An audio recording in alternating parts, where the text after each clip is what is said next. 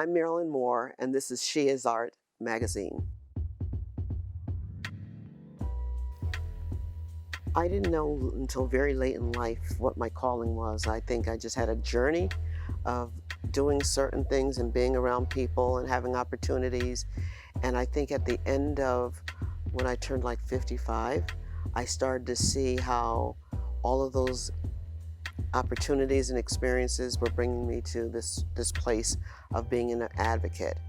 So I had been an advocate along the way for many reasons, sometimes for family, as someone in the family needed someone to speak up for them, or maybe I saw an injustice and I decided to speak up. But when I look back on my life, I don't think this was planned. I think it was very holistic and organic on how I got here. But I did recognize my ability to be able to work with many diverse people.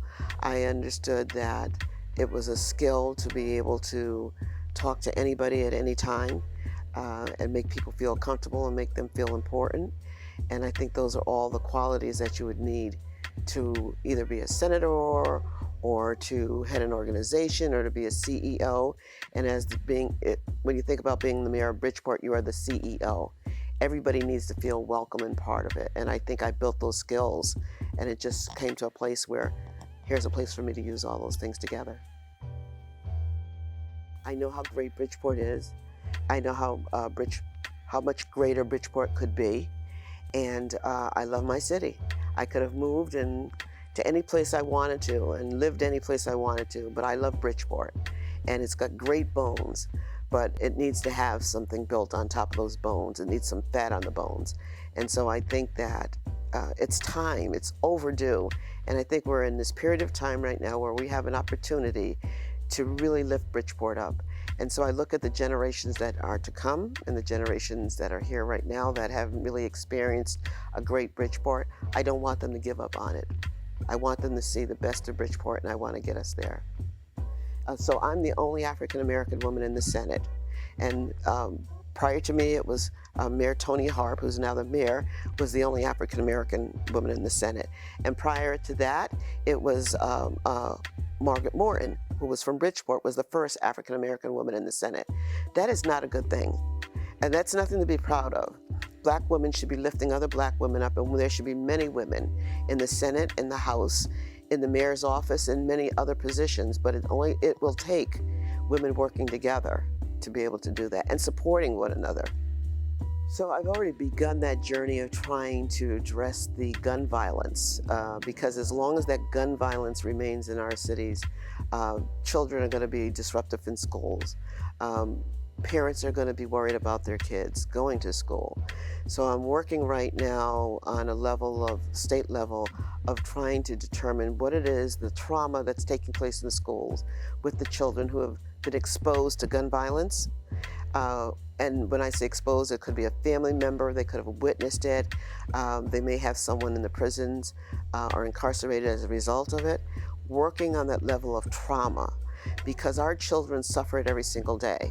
The environmental trauma, the social trauma that takes place, working on the root causes of those issues is the most important thing to start changing the lifestyles and the influences on our children. And as the mayor of Bridgeport, I want to make sure that our schools are funded with the funds that come here from Hartford, from the state. What's sent here goes to the children, and we're a little bit more frugal on how we spend our dollars, and we're accountable for the dollars that we spend on our education. When I win the seat for mayor, I want people to see that I grew up here. I'm really just a regular person who's just worked really hard and got to a place where I can help a lot more people. But also that everything is possible. You know, one of my favorite quotes is Nelson Mandela's, is that everything seems impossible until it's done, right? So, and in my life, I've never looked at anything as it can't be done. It's just how do you get it done? And I want people to be able to see that, because that's how people grow, by seeing other people who have accomplished tasks, who see people who come from their community. And I'm not going to say that it's not tough, but it takes hard work. And I want people to see that if you work hard, you can get to where you need to be, but you also can help a lot of people along that journey. And so I've got this experience of working in a corporation for 20 years. I have the experience of working and starting a nonprofit for 20 years, always being in diverse backgrounds. As a senator, I am the only female among 7 guys who are state reps and 1 senator. I have to figure out, how do I work between them, right? How do I work with them? You just start to build your skills. And you know what? I try not to look at myself as male or female. I try to approach things as I'm a knowledgeable person with great skills, and I try to use those skills to work it no matter where I am. Whether it's women, because women can be often difficult to work with, sometimes more difficult than working with men. You just have to figure out, where do you fit within that, and how do you work that? And how do you make people feel comfortable with you, that you're not trying to take anything away, but you're trying to build along with them? I know there's brighter steps for all of us. I think we have to think about working with young people and bringing our experience to the table to support them, because it's generational, that we pass on from one generation to another. I think what we're lacking many times is that we're holding on to our stuff instead of sharing all our skills, our access. That the more you put out in the universe, the more that's going to come back to you. If we do anything with a closed hand, we're not going to get anything back, right? We have to be willing and open in our hearts and minds to share what we have, and that will multiply it. I want people to understand that we cannot continue on the path we are with things just as they are, believing that we can't be any better than we are. That we need to give our children another chance, we need to give Bridgeport another chance, but that is going to take different thinking. That's going to take collaboration. That's going to take the best and the brightest coming here to Bridgeport, listening, working together, identifying opportunities to bring in new businesses, identifying opportunities for our children to have better opportunities to get jobs, to get in the trades, to not think the same way we do about, this is Bridgeport and this is the way it has to be. This does not have to be this way. But it will take all of us working together and believing, just believing, that we can be something other than a town that people laugh at, that's full of corruption, that people don't care. We are much better than that.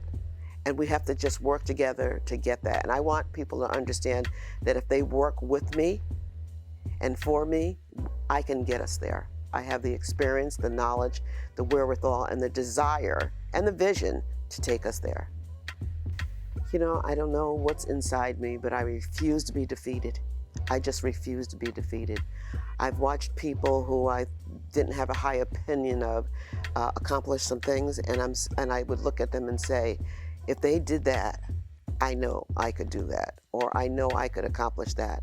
And I had this pivotal moment in my life when I wasn't doing really well in a certain subject at my job, understanding it. And I just realized I hadn't put in the time and effort that it took to understand something very complex. But I realized that when you do put in the time and the effort and you go deep, it's all there. You just have to dedicate your time to it.